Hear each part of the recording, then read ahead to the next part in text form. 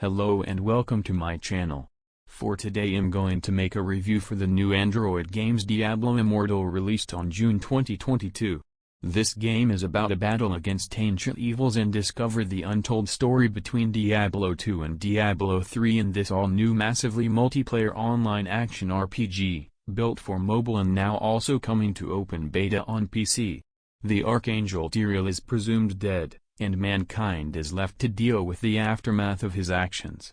Fragments of the shattered world stone, still imbued with great power, are tainting the land. Diablo's minions hope to harness that power to allow the Lord of Terror to return. In this video I will show you the different classes in this game and their special abilities. Keep watching for all details. Starting with classes. It has 6 different classes. Each one is unique and have a different gameplay. Let's start with the Necromancer is a hybrid caster and summoner that uses minions to do its dirty work. If you played the Diablo 2 or 3 version of this class you'll find a lot of old friends, including various summoned skeletons and golems.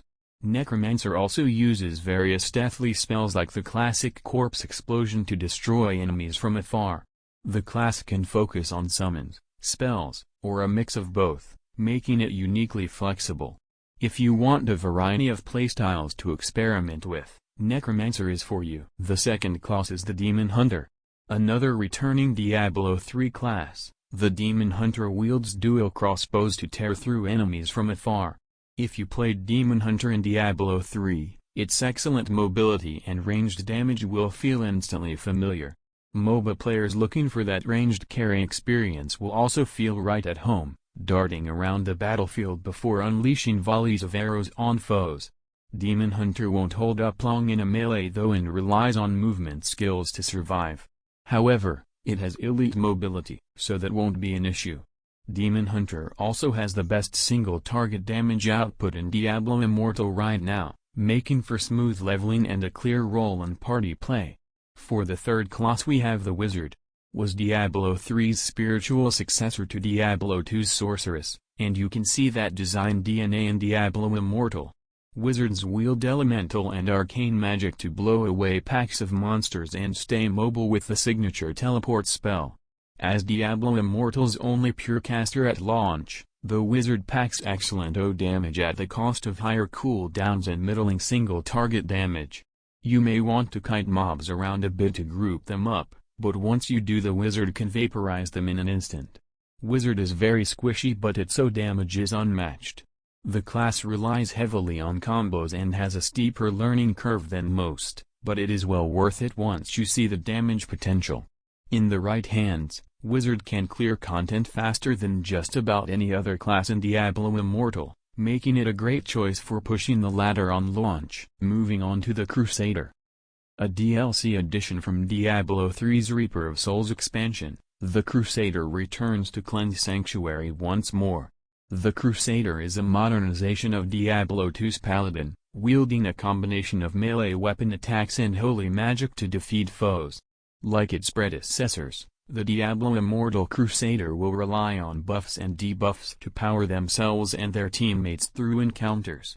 The class features excellent area of effect and crowd control abilities, and can easily blast through the hordes of hell. However, Crusader has pretty poor single target damage, and its lengthy cooldowns mean you will be auto-attacking a lot. That makes solo leveling a bit of a slog, but Crusader absolutely excels in group play. Every raid group will want the Crusader to buff them up for boss fights.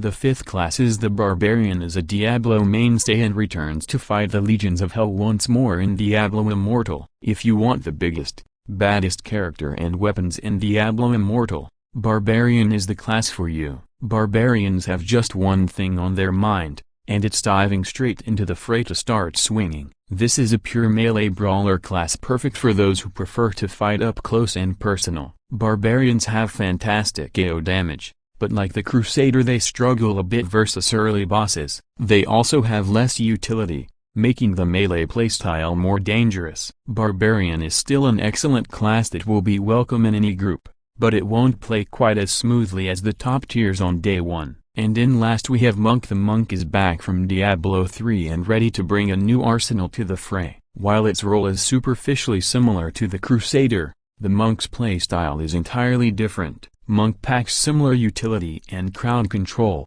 but replaces Crusader's heavy weapon and shield with swift hand-to-hand combat. This is another highly mobile class and relies on that mobility to avoid damage in melee. If you enjoy the melee playstyle but would rather zip around than sit still and tank, the Monk is for you. Like Crusader, Monk has loads of utility. The class has movement on par with Demon Hunter, as well as various shielding abilities that help teammates survive. However, that comes at the cost of some damage. Monk is another class that excels in group content, but may feel a bit slow when flying solo. Still, raid groups will always want monks for their shields and other utility. Don't let this bottom placing put you off. The Monk is still rock solid and will have a place in every clan. After we have gone through an all different class, now let's talk about the gameplay and character progression. Through gameplay, characters earn experience points, which allow them to increase their level. As characters increase in level,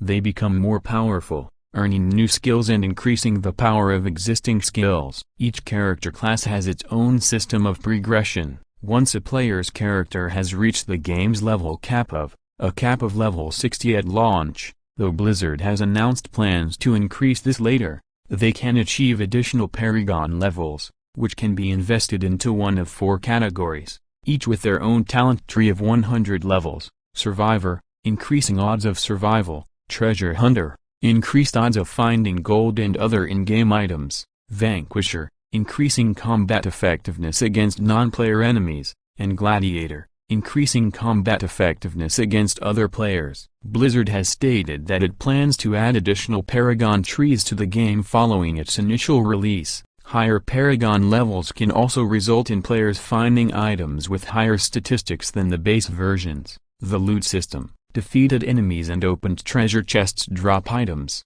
loot, and NPCs sell similar items in exchange for the in-game currency of gold. Some loot items are also specific to particular enemies. These items can be equipped via a pop-up button or via the game's inventory screen. Such equipment can also be made more powerful by inserting gems, and via the game's rank-up system, which uses materials salvaged from other items to make rare and legendary level items more effective. Such ranks also be transferred from one item to another, ensuring that resources can be invested in progress even prior to acquiring a specific item. Once a legendary level gem reaches rank 10, it can be used to awaken the item it's inserted into, resulting in improved bonuses and a new appearance, such as flames, or swirls of energy. Players can also use any additional legendary gems in their possession to resonate with others, increasing both their bonus and cosmetic effect. The best part in this game is the multiplayer activities. Although all of Immortal's core activities can be completed by a solo player, in the style of other MMO games, players can encounter each other when exploring, and form warbands, parties of up to 8 players, to play through dynamic events together, with some high-level in-game dungeons designed specifically to be tackled by 4 players cooperatively. Players may also encounter each other randomly when exploring the game's world. These gameplay elements are similar to Blizzard's long-running MMO. The game also provides voice chat features, allowing players to communicate both with other members of their party, and with a broader range of players via public channels. Immortal also features clans for bringing together larger groups of players. Immortal supports cross-platform play. However, players must be on the same in-game server in order to interact, and their server selection cannot be changed later. In addition to cooperative multiplayer elements, the game also features competitive PvP. For example, some areas of the game feature treasure chests which respawn on a timed basis and can only be opened by the last player left alive in the area. Another PvP feature is Battleground, an 8 vs 8 mode, with a player ranking system, in which teams escort zealous idols to the opposing team's ancient heart. The Cycle of Strife. The Cycle of Strife is an optional PvP system open to all players who have reached Immortal's endgame phase. Each of the game's servers allows up to 500 players within the Immortals faction, but an unlimited number of players to opt in as part of the Shadows faction. The feature is entirely optional for players. Any players who do not opt in during a specific cycle are simply designated adventurers not affiliated with either group. That's all for today's video. Please don't forget to like and subscribe for more content. Leave a comment if you find this review useful. Thank you for watching. See you all. Peace.